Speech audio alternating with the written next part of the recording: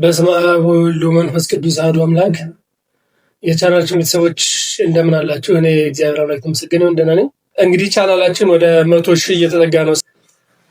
ቻናላችን 100 ሺህ መድረሱን በማስመልከት የግዕዝን ትምህርት ለእናንተ ለመጀመር ወስነናል።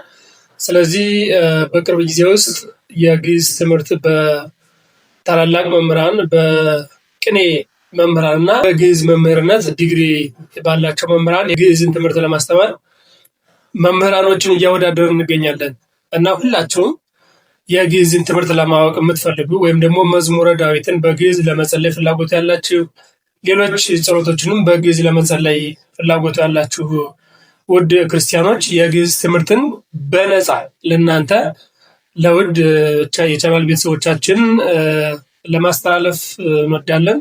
ስለዚህ በቅርብ ጊዜ ውስጥ የግዕዝን ትምህርት በቻናላችን ውስጥ በነፃ የምንለቅ ይሆናል።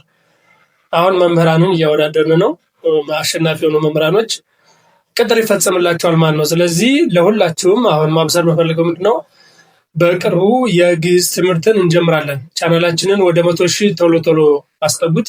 ቻናላችን 100 ሺህ እንደገባ የግዕዝ ትምህርትን ወደ እናንተ ማድረስ እንፈልጋለን። የቤተ ክርስቲያንን ዋናውን የጀርባ አጥንት የሆነውን የቅዳሴውን፣ የማህሌቱን፣ ያቋቋሙን የዝማሬውን ሁሉ የነሱ ሁሉ መመስጠሪያ የሆነውን የግዕዝን እንዲሁም ደግሞ የመድኃኒት መጽሐፎች ብዙ የመድኃኒት መጽሐፎች የተጻፉበት የቤተ ክርስቲያን ሀገራዊና ሌሎች ታሪኮች የተጻፉበት የግዕዝ ቋንቋ ነው። ስለዚህ የግዕዝ ቋንቋን በነፃ ወደ እናንተ እናደርሳለን። እናንተ በሚመቻችሁ ሰዓትና በምትፈልጉት ጊዜ እንድታዳምጡት ይሆናል ማለት ነው። መምህራንን እያወዳደር ነው። በቻናላችን የግዕዝን ትምህርት ማስተላለፍ እንጀምራለን። መቼ? ቻናላችን 100 ሺህ እንደገባ አሁን ስንት ደርሰናል ማለት ነው? 97 ሺህ። ይሄ በእናንተ ጥረት ነው። እግዚአብሔር ፈቅዶ እግዚአብሔር እኔና እናንተን ቤተሰብ አድርጎ እዚህ አድርሶናል። ወደ ላይ በላይኛው ቤትም በሰማያዊ ኢየሩሳሌም እንዲሁ ቤተሰብ አድርጎ ቅፍ ድግፍ አድርጎ አብሮ ያኑረን። ስለዚህ የግዕዝን ትምህርት በቅርቡ እንጀምራለን ማለት ነው። ተዘጋጁ።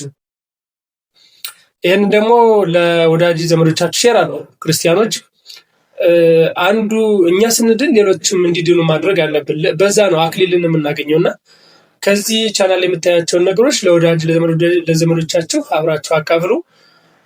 እነሱም አብረው እንዲሳተፉ ይሆን። ቻናሉንም 100 ሺህ እናስገባው። ይህ የኦርቶዶክሳዊ ቻናል አይደለም። ስለዚህ 100 ሺህ እናስገባው ይገባል ማለት ነው። ሰላም ቆዩ።